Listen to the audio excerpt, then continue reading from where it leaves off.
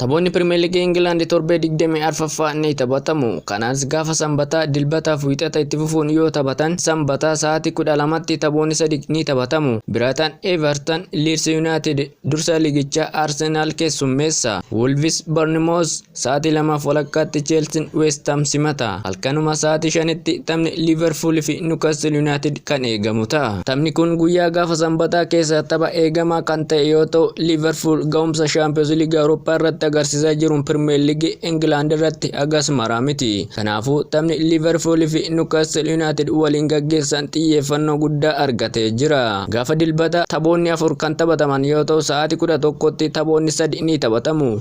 Aston Villa Brentford waliin yoo taphatu, Manchester United Fulham keessummeessa. Nottingham Forest Crystal Palace wajjin ni taphata. Taphni eegama Pirimeer Liigii Ingilaand torbee 24ffaan gaafa Dilbata sa'aatii 1:00 taphni Tottenham Manchester City simatuun xiyyeeffannoo guddaa argatee jira. Kilaboonni lamaan kun Champions League Awurooppaa irratti ga'umsa olaanaa kallattii Champions League marsaa itti aanutti darbuun isaanii kan beekan yoo ta'u, kanaanis taphoonni Pirimeer Liigii Ingilaand irratti agarsiisan kun maal ta'a kan jedhamu kan eegamu ta'a. Gaafa Wiixata taphni tokko kan taphatamu yoo ta'u, halkan keessa sa'a 5tti taphni Sunderland Burnley keessummeessuun taphni Pirimeer Liigii Ingilaand torbee 24ffaan goolabama.